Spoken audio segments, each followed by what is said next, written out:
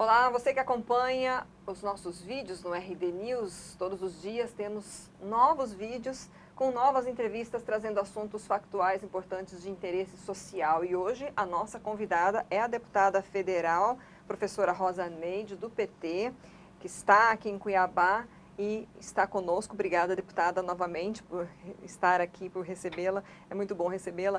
A gente sabe que tem muitos assuntos para serem abordados, mas eu gostaria de iniciar com questões que eu acho que estão preocupando bastante a população brasileira neste momento em que estamos.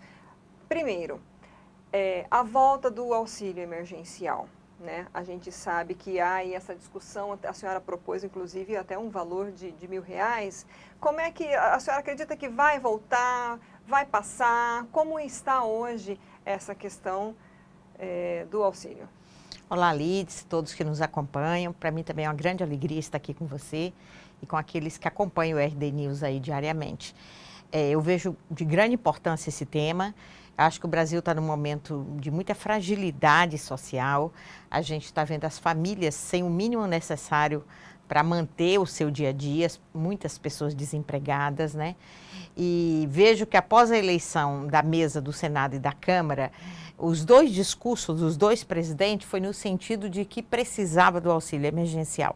Houve a reunião dos líderes já na semana passada, na quarta-feira, e na quinta, novamente, reunião, e todos os líderes dos partidos, em torno de 90%, acho que teve 2 líderes que não concordaram, que o Brasil tem que rever a posição de ter recuado no auxílio emergencial. Por isso eu creio que amanhã é a primeira sessão, vou fazer uma fala sobre essa questão.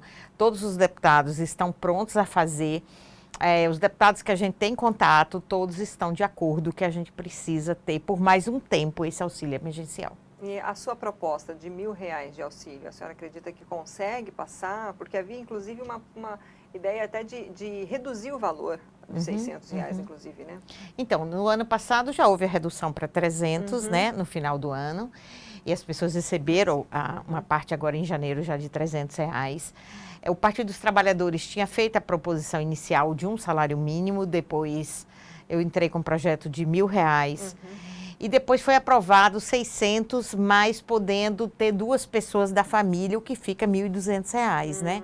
Então é nesse sentido que a gente está construindo uma alternativa que mantenha as pessoas da família. Quando é uma pessoa sozinha é uma situação, mas quando é a mãe chefe de família, ela pode receber 2 cotas, então dá R$ 1.200. Porque a mulher normalmente, na questão de chefiar a família, às vezes fica ela sozinha com os filhos e nesse momento desempregada ou sem a creche para colocar a criança, com as escolas fechadas.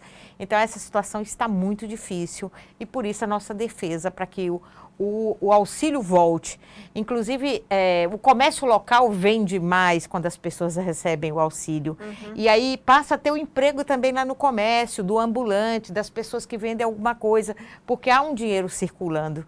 Então, você não só resolve o problema daquela família, você resolve o problema de outras pessoas em relação ao emprego delas. Gira a economia num dos setores que mais sofreu, que foi de serviços, né? Com certeza. Da pandemia.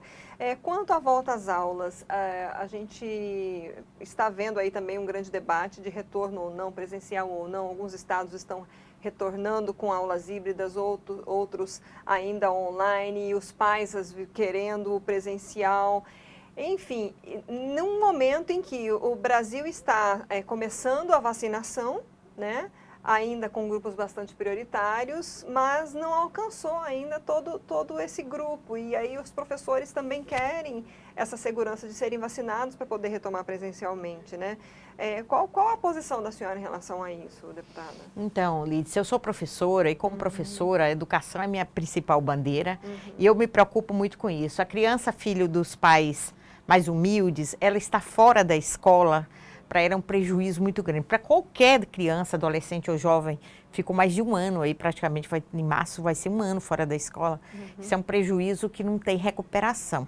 Principalmente aqueles que não teve conexão nenhuma, que não tem um equipamento tecnológico, que não tem alguém da família que possa sentar com ele para estudar. Então, esse prejuízo só não é maior do que as perdas das vidas, né? Que nós já perdemos mais de 230 mil pessoas.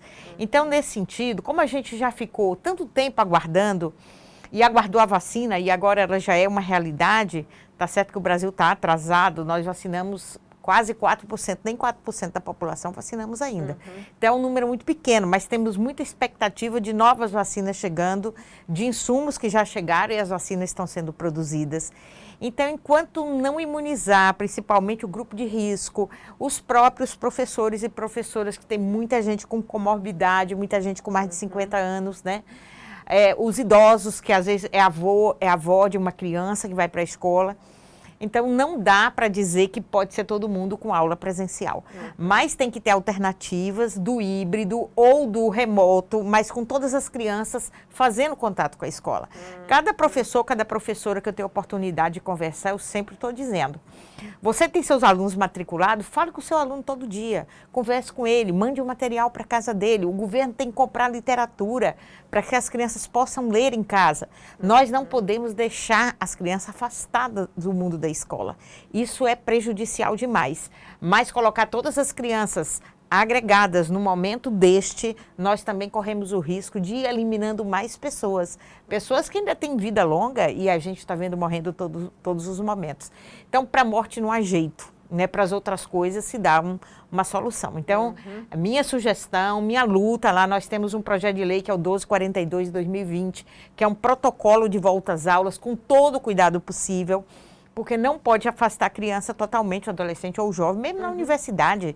A universidade tem que ter aula remota, os alunos têm que estar em casa conectados, a gente tem que abrir essas possibilidades. Agora, a gente com todo cuidado e respeitando tudo que é possível para que a gente possa passar por esse momento. Como resolver a questão da evasão por conta de falta de acesso à internet, de falta de computador? Porque a gente sabe que alunos de escolas particulares tiveram, né, as suas adaptações e tiveram, de certa forma, acesso, e mesmo assim com muitas dificuldades. Mas o aluno de escola pública, na sua grande maioria, acredito, não tem esse acesso.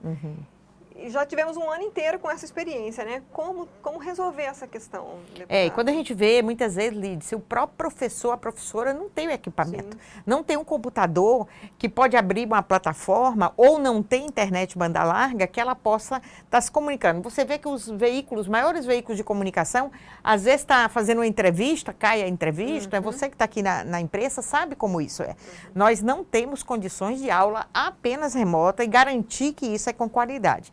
Os alunos, filhos de gente muito abastada, às vezes teve um professor que ficou próximo, né, com os cuidados, 2 filhos, um professor orientador, mas a grande maioria da população, a gente pode dizer 90% da população, que teve aula híbrida, teve um pouco do conhecimento da escola, mas nunca a totalidade. Essa relação professor-aluno, aluno-aluno, que ajuda a construir conhecimento, houve uma falta que nós não temos como repor isso.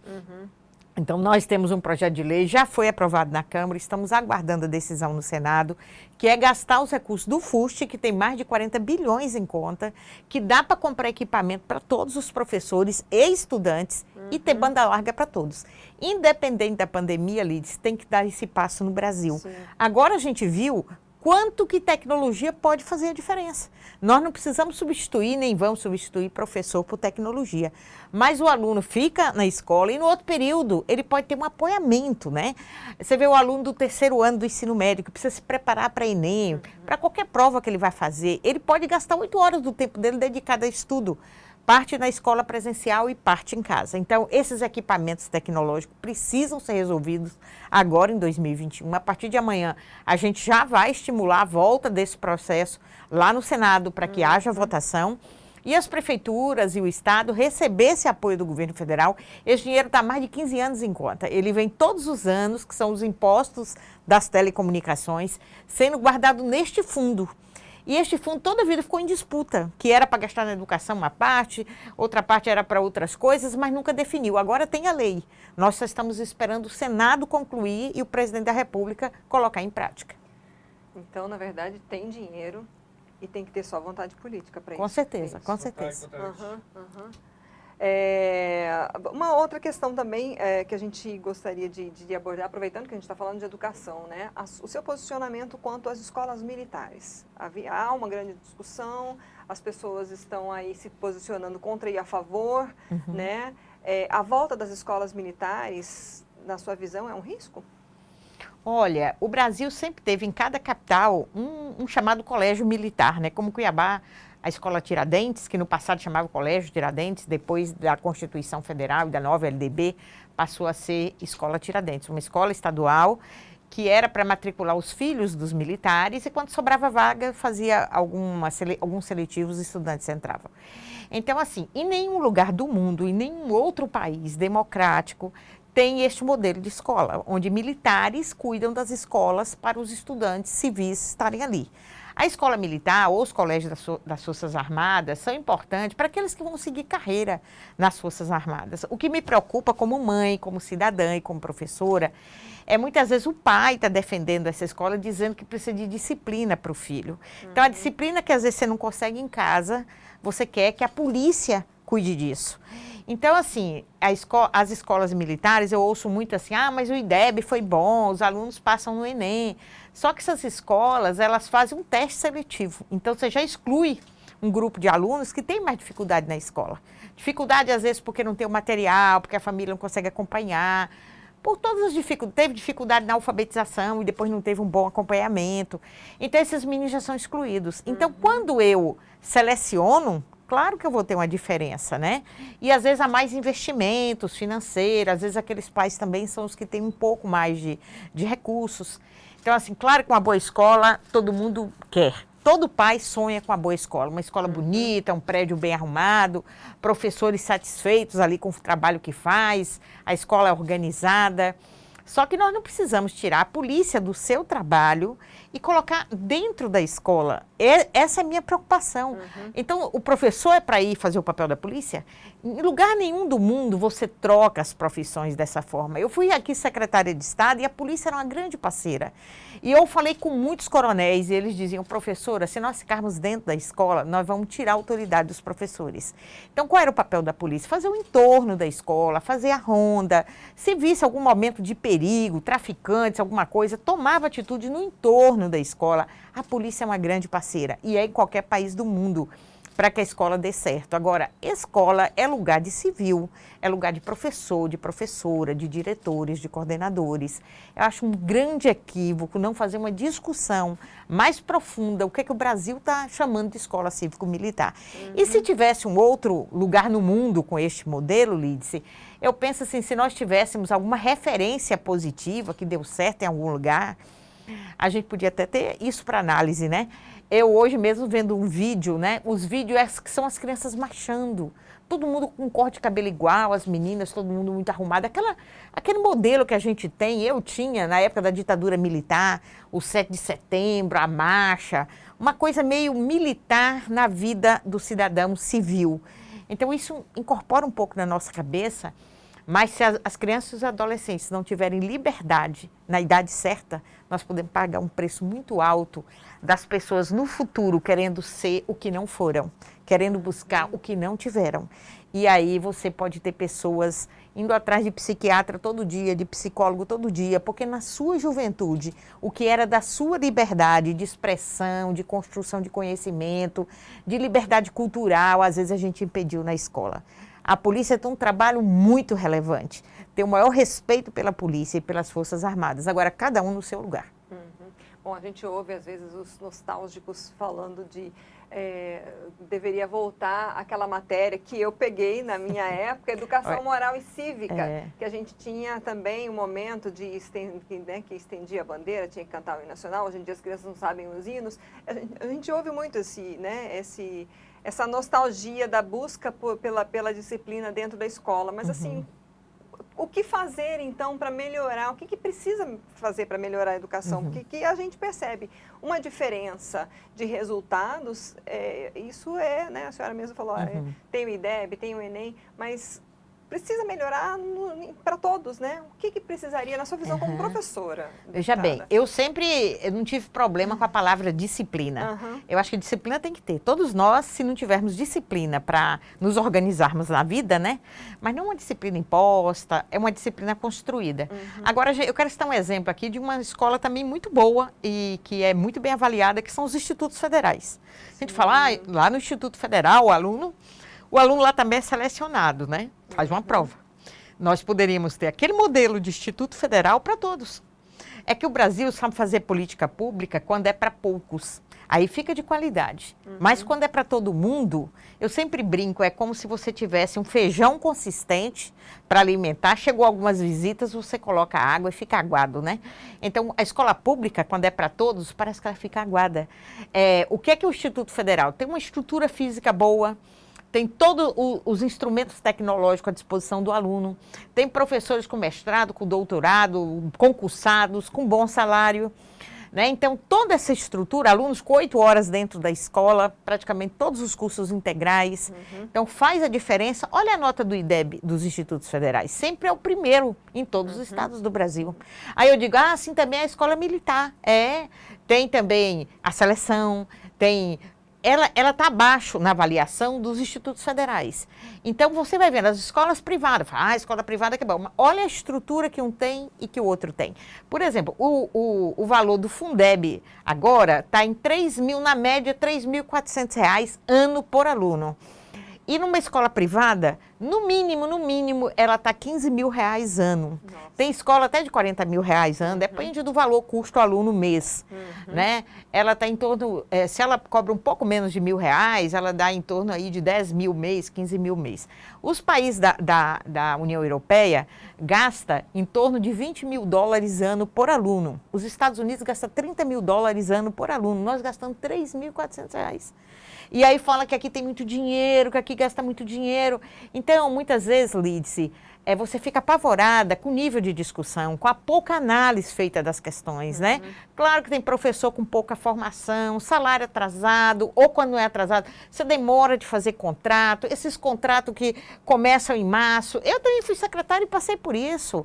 A escola pública, municipal ou estadual, ela está muito longe de ser a escola que os nossos alunos merecem. Quando ela tiver estrutura, aí nós podemos fazer análise e fazer análise comparativa.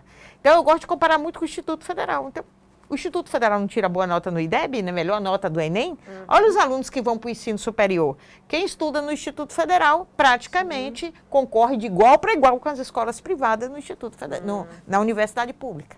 E esse ano de pandemia foi um ano que mais se valorizou a importância do professor e essa valorização não chegou ainda em toda essa questão que a senhora está abordando, estrutura, salário. Eu ouvi de todas as mães e pais, todo meu mundo, Deus, como eu faço com meu filho em casa. Como que ela consegue ou ele consegue? Como consegue com 30, né?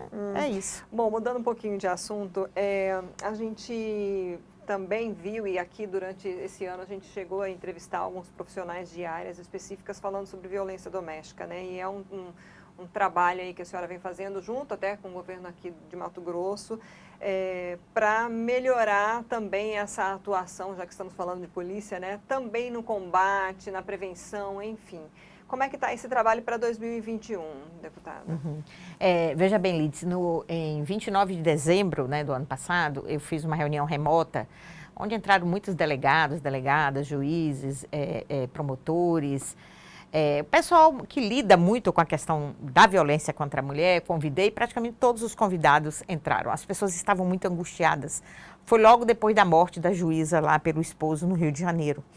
Então, a análise era, se uma juíza, com a formação que tem, ela permitiu que a guarda que foi destinada para ela, ela dispensasse, acreditando que aquele senhor jamais faria isso com ela, porque se ela dispensou é porque ela acreditava a pedido das filhas, ela disse, não quero mais as pessoas aqui me acompanhando o tempo todo, porque minhas filhas ficam constrangidas, e ela abriu mão, e ela foi entregar as filhas para passar o Natal com o ex-marido, com toda a confiança. Se ela foi morta daquela forma, e as mulheres de uma forma geral.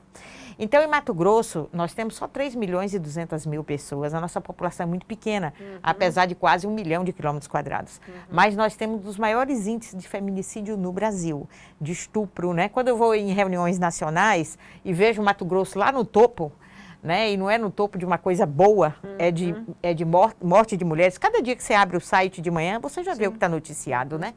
Então, isso me preocupou muito, a gente fez essa reunião. Eu já vinha fazendo o trabalho junto na Câmara, com a Secretaria de Mulheres. E aí nós partimos a fazer um trabalho integrado com o Conselho da Mulher, com todas as mulheres e homens que defendem a mulher no estado de Mato Grosso. Chamamos todas as representações possíveis, fizemos diversas discussões, fizemos uma reunião com o governador, com a primeira-dama, com os secretários. Nesse sentido, não há situação nem oposição e o governador foi pronto em atender. Todo mundo que foi lá fez uma belíssima discussão. Nós fizemos vários encaminhamentos, entregamos o relatório. Já temos uma reunião marcada para esta quinta-feira com a AMM, que o presidente da AMM vai discutir isso com 141 municípios. Estão convidados o prefeito de Cuiabá e o prefeito de Várzea Grande, vai ser lá na sede da AMM, com toda a representação de delegados, de promotores, né, de juízes e juízas, e a sociedade civil organizada, para que a gente olhe Mato Grosso na sua totalidade. Porque às vezes tem Delegacia da Mulher em Cuiabá, já está se estruturando para um trabalho. Tem a Patrulha Maria da Penha, que eu quero abraçar aqui a coronel que cuida, em nome de todas, a coronel Emirela, em nome de todo o agrupamento nesse estado, que se colocam noite e dia à disposição de defender mulheres. Quantas histórias delas chegarem exatamente na hora que a mulher está sendo morta e conseguir salvar. Nossa. Muitas perdem a vida, mas muitas estão sendo salvas por este trabalho maravilhoso que o Estado está fazendo. O que é bom, temos que reconhecer e trabalhar juntos. Então, Lides, é muito triste você ver mulheres sendo mortas diante dos filhos pequenos, das filhas pequenas. E o que será da vida dessas crianças que viram o pai ou matar, ou todo dia bater, ofender, né? Que memória afetiva na vida adulta essas crianças vão ter. Então, assim, nós precisamos salvar nossas crianças, nossa juventude e as mulheres. Eu digo assim, nós somos 51% da população. Os outros 49% são nossos filhos. Então, que filhos é este que nós temos que estão matando outras mulheres? Outras mães, outras irmãs, né? Então, assim, juntemos todas as nossas forças. Dia da reunião com o governador, na sequência ele deu uma entrevista. Eu estava do lado e ele disse, olha, não quero viver num estado onde essa covardia continue. Então, a gente tinha pedido exatamente isso, que os homens que têm clareza deem entrevista, falem, gravem vídeos. Eles por elas, né? Exatamente, eles por elas e elas por elas também. Porque se nós não juntarmos força, homens e mulheres, né? Nós não teremos uma vida mais saudável, humana, que a gente seja referência. Os filhos olham e falam, meu pai é um homem assim, meu pai é um homem cortês, meu pai é um homem que sabe tratar a filha, sabe tratar a esposa, né? Separou, cada um toca a sua vida. Que doidura é essa? Que as pessoas se apropriam da outra, né? Ah, se você não vai ser minha, não vai ser mais de ninguém. Que conversa é essa? Mulher não é propriedade de ninguém. Então, eu vou colocar essa bandeira, estou com essa bandeira como a mais determinante do meu trabalho agora em 2021. A gente percebe assim, dentro das políticas públicas não falta um pouco o trabalho do depois, né? Você vai lá, você consegue acudir, você consegue às vezes tirar a mãe, as crianças em geral, né? Que as crianças sempre acabam acompanhando a mãe daquele ambiente, mas às vezes ela tem uma dependência emocional muito grande, uma dependência financeira muito grande, e não consegue se sustentar, volta, perdoa, enfim, e aí a violência acaba crescendo. E por outro lado, o agressor, ele, se você for olhar, ele tem os históricos também na sua família de que ele está repetindo. Também não precisaria se olhar essa estrutura para essas famílias, deputada? Com certeza, que a gente vê muito isso, né? Não deu nada, tudo bem, perdoei porque ele veio e tem essas... O que poderia ser feito? Olha, eu vi o exemplo da nossa reunião do Dr. Jamilson Haddad, peço licença a ele de falar o nome dele, que ele faz palestras para os homens que foram infratores nessa situação. E eles têm que, como uma das punições, aí há tantas horas de curso. E ele relatando quantos agradecem depois e fala, serei uma pessoa diferente. Então tem que ter um investimento social, tanto na condição da mulher, para que ela possa se libertar trabalhando, ela possa ter um atendimento de psicólogo, de psiquiatra, porque ela precisa, às vezes ela ficou 10 anos sendo sufocada e daí a pouco ela se vê, parece que ela está livre, mas não está. Ela tem 10 anos de história de sufoco, ou às vezes ela tem uma história inteira de ter visto o pai, ter visto fazer com a mãe, agora ela com o marido. Então, assim, ela precisa desse apoio, tanto emocional como econômico, para que ela dê conta de sair dessa situação. Mas os homens também, o que a gente quer é uma família vivendo em paz. Se o homem puder ter um atendimento, com certeza vai melhorar e ele não vai ser mais o desequilibrado que vai matar alguém, né? Porque parece um rompante, uma loucura. Às vezes uma pessoa que você conhece nunca esperava isso daquela pessoa e depois fala, matou a esposa, né? Então, assim, essa é uma coisa incorporada ao longo da nossa história humana, que o homem é proprietário da mulher, né? Eu sempre digo, quando casa, normalmente a mulher coloca o nome do marido como sobrenome. Então, a gente construiu isso historicamente como se você passasse uma propriedade para o seu nome. Agora eu comprei, passei para o meu nome, né? Eu sei que os homens não estão pensando isso na hora que faz isso. Virou tão natural que parece uma coisa natural. Mas isso já é o rumo da história, indicando que a partir daquele momento você é submissa, né? E aí tem questão da religião, tem tudo. Apesar que Jesus Cristo, todo o cristianismo ensina a viver bem, viver fraternalmente, viver em paz. Não é homem massacrando mulher e o contrário também não pode ser. Então a gente precisa trabalhar para as mulheres se ajudarem, os homens estarem melhorando e avançando, e muitos homens que têm toda a clareza ajudar as mulheres a saírem dessa situação. Sim. Bom, deputada, antes da gente encerrar, queria voltar a falar um pouquinho de política nacional, aproveitando aí, né, a sua presença aqui, eleições da mesa diretora, né? Vocês estavam buscando a eleição aí do Baleia Rossi. Teve 145 votos, Arthur Lira foi, então, o eleito por 302. Qual a sua expectativa para essa mesa que foi eleita? Olha, como as coisas nacionais aí, eu acho que locais também, a política no Brasil, né? De as pessoas construírem os blocos, construírem as suas organizações com promessas, né, com trocas, e o governo federal ficou claro, né, que ele prometeu muita coisa, ministério, cargos, emendas, né. Eu não gosto muito dessa discussão, eu acho isso muito perverso com a discussão brasileira. Se eu pego o orçamento, que é para a educação, por exemplo, desvio desse orçamento para remanejar para outro lugar, para dar emenda para contentar alguém que quer fazer alguma coisa em troca, vota, eu acho que a gente faz muita maldade com a população brasileira que está lá na ponta e nem desconfia de como são essas articulações. Mas agora estão eleitos, né, o presidente do Senado e o presidente da Câmara. Eu tive a oportunidade de conversar com o deputado Arthur Lira, e ele colocou o tempo todo que não pautará os costumes mais do que a pauta social e econômica. E a gente viu que o presidente da República é muito pela pauta de costumes, né? Você quer discutir escola sem partido, você quer discutir direitos de homossexuais ou não. Então, assim, isso está pautado e o que é lei a gente tem que garantir. E as outras pautas tem que ser pauta que interessa à sociedade. Essas pautas de picuinha que tem lá na casa, eu acho que a sociedade tem que criticar muito. Nós temos que nos preocupar com emprego, com renda, com cidadania, com escola pública de qualidade, com a saúde pública. Eu acredito que os deputados e senadores de Mato Grosso não entrarão nessa pauta, que é uma pauta venenosa para a nossa sociedade.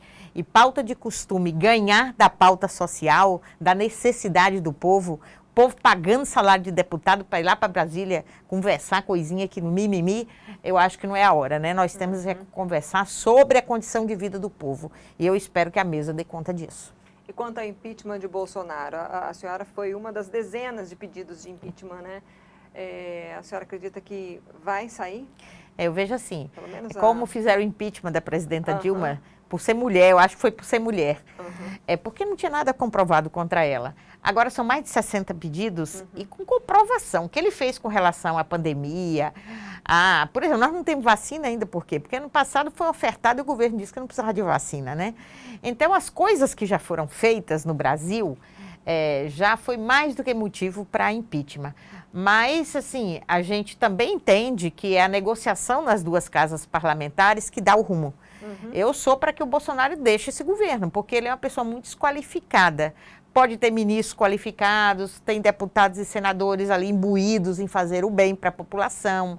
Agora, o presidente da República foi 28 anos deputado, sempre foi deputado de destaque por falar besteira, falar palavrão, agredir, e as pessoas voltavam o foco para ele, porque muitas vezes a sociedade acha engraçado, né? Uma pessoa falar sobre homossexual, sobre os pretos, sobre os indígenas, de forma pejorativa. Infelizmente, a gente vive num país onde as pessoas acham engraçado a agressão. E aí ele tomou corpo né? E hoje ele está na presidência da República e a gente sabe, ele agride a imprensa, ele fala mal de jornalista, ele agride o tempo todo e ele continua lá. Eu acho que o Brasil escolheu muito mal e o presidente da República não me representa como mulher e como cidadã, mas o respeito como presidente eleito e trabalharei muito para que os projetos em favor do povo sejam aprovados. Para quem não está acompanhando aí a política nacional, em que pé estão esses pedidos de impeachment? Olha, nenhum pedido foi aberto ainda, né? Todos os pedidos têm um número de assinaturas que qualquer presidente da Câmara pode abrir, mas eu só acredito em impeachment quando a população realmente sentir que precisa e for para cima. Os deputados ouvem muito o que a população diz, né? E a gente tem que estar muito atento às manifestações sociais. E ele também ganhou muito com a pandemia, porque tem um ano que as pessoas estão em casa, né? As pessoas não foram para a rua reivindicar direitos. E aí a gente espera que com a vacina a população veja realmente o que está acontecendo. Ele, por exemplo, colocou na pauta agora para o novo presidente para aumentar o número de armas para a população civil, para tirar o imposto das armas. Então, é uma pessoa obcecada por coisa que não leva a nada, né? A gente vê mortes sem necessidade, porque um usuário de uma arma não poderia estar com aquela arma em mãos naquela hora. Foi o caso da Isabelle morta aqui em Cuiabá, que o mundo inteiro viu, o Brasil inteiro. Então, assim, ele continua naquela linha. Vamos dar arma para o povo, vamos armar a população. Então, ao invés de falar com o presidente da Câmara e no Senado que nós precisamos de uma pauta de geração de emprego e renda, por exemplo, ele foi demarcar o espaço pedindo armas. Então, é muito complicado. Então, precisa mexer nesse processo de impeachment. Bom, há alguma questão que a senhora gostaria de abordar, que a gente não tratou aqui antes de encerrar? Não, só gostaria de agradecer, de dizer que o papel da imprensa neste momento no Brasil é fundamental, que quando um jornalista, uma jornalista, nós temos muitas mulheres na imprensa, coloca com muita clareza, né, a questão da violência contra a mulher, a questão do papel da mulher na nossa sociedade, o espaço da mulher que ela deve ocupar, se posiciona fortemente contra homens que agridem mulher de todas as formas, conversando com o presidente da República, a gente consegue avançar. Eu acho que eu quero parabenizar aqui ao trabalho que vem sendo feito pela imprensa, com questão da vacina, por exemplo. Gente, pessoas fazendo campanha contra a vacina, dizendo que a vacina podia trazer consequência, mudava seu DNA. Imagina uma pessoa simples estar ouvindo isso e ficar na dúvida, né? Aí a imprensa ajuda muito quando faz uma discussão séria, quando coloca para fora o que é a verdade. E é nesse sentido que eu lhe agradeço, em nome de todos os jornalistas e jornalistas do nosso estado, e dizer que eu vou estar em Brasília, eu gosto de ser criticada e acompanhada, né? Isso, e receber sugestões também, para que a gente possa fazer o melhor pelo povo. Tá joia, deputada, muito obrigada novamente por estar aqui conosco. Eu que agradeço. Nós conversamos então com a deputada federal Rosa Neide, do PT, professora Rosa Neide. E essa entrevista fica disponível no nosso canal do YouTube, mas principalmente no site de RD News, onde você acompanha todas as notícias atualizadas, não só da política aqui de Mato Grosso, mas de todo o país e de várias editorias, vários temas. Acompanhe lá rdnews.com.br. Obrigada pela audiência, até a próxima.